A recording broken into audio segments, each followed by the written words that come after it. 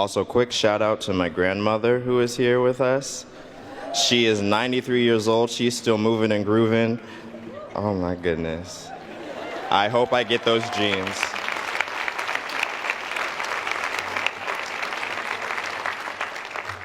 Now, before I begin, I would like to recognize that we are on the land of the Wampanoag Nation, that this is sacred earth, and that we have a responsibility to care for it and to treat it as such.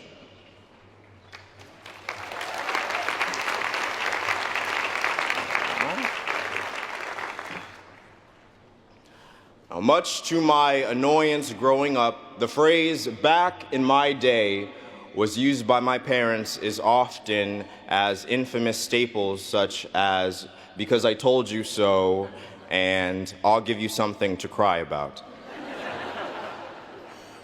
But as I stand on this stage, childish irritation is replaced by immeasurable gratitude. You see, back in my father's day, students who looked like him, like me, were pushed out of schools like this. Before my mother even turned 16, white families around this country rioted against integration. So these years at Harvard have been a vindication of their struggle and sacrifice, but I have to say this place has a peculiar way of shifting that familial perspective. Now, like many of us, I came here wanting to meet my parents' expectations and become successful, so I internalized what has become a familiar routine. I stressed over problem sets. I worried about internships and jobs. I shook hands. I passed resumes.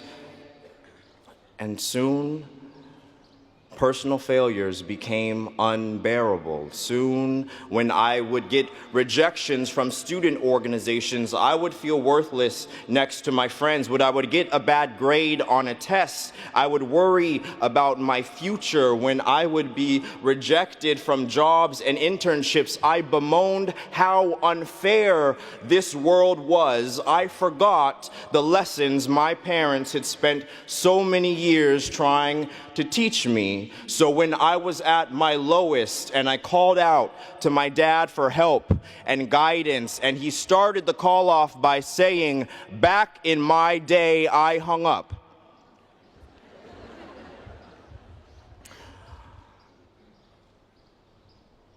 We really do live in an unfair world. Of all the people who could have come here, we are the select few who were chosen. That as we worry about our personal failures here, we will earn and achieve more than families whose only failure was living in a broken, unequal system. That we have been so conditioned by privilege and circumstance that exclusivity is only a crime when we don't receive its spoils. Now, our education here has not prepared us to understand our advantaged position in the world or the authenticity of others' pain. In economics, we learn to quantify and dehumanize suffering. We learn that poverty, inequality, unemployment are unavoidable. That so long as we reach equilibrium, people who live on pennies a day are somehow better off. In social studies and sociology, we learn to treat other suffering as an academic exercise, to ponder their pain from a distance. We critique structural inequality and oppression, but how many of us every day for the past 4 years have walked past people in the square experiencing homelessness and acted as though our theories and our conscience did not apply to them? Now, I know we will be successful because we are ambitious and talented and personally driven, and we will become leaders and innovators and founders of businesses and nonprofits. But that is exactly why the change this world so desperately needs will not come from us. In spite of our jargon, our let's grab a meals, our votes for Hillary, our votes for Joe, we will never sacrifice our position, our place in the system. If we could give up this degree to prevent someone from experiencing homelessness or poverty or discrimination or violence, we wouldn't. And I know this because after 4 years here, I didn't even consider it. But last semester, dining hall workers gave us the education that we so desperately needed. For 3 weeks, they went without pay. They were on picket lines, they marched, they shared their stories and experiences. They sacrificed everything for affordable health care. And still, we were skeptical and indifferent to their pain. One student went so far as to tell me that, unfortunately, in the market we live in, workers without college degrees simply could not be covered. How quickly we have become the political leaders we claim to despise.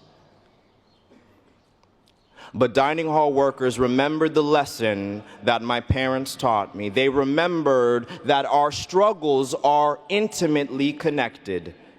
They fought not only for affordable health care, they fought for gender and racial equity, they fought for undocumented workers, they fought for their children, for workers in other universities, for workers around the world, and they won. This is where you clap.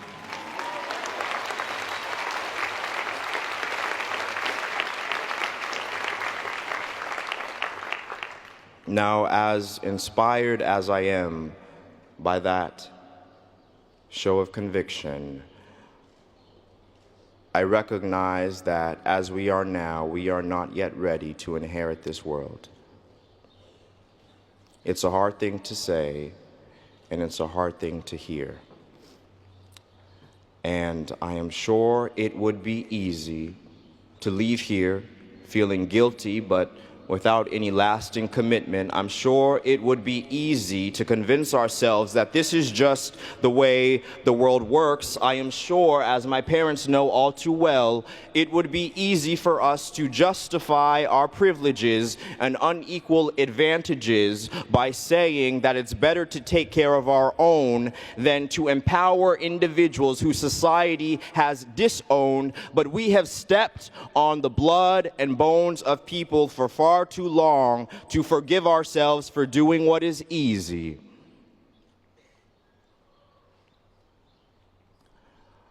No, we need to act beyond ourselves and think about what is possible for others.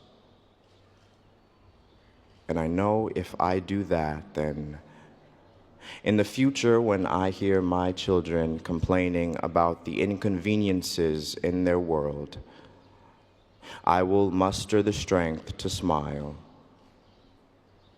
And I will know they are living in a world that is one I could only dream of. Because back in my day,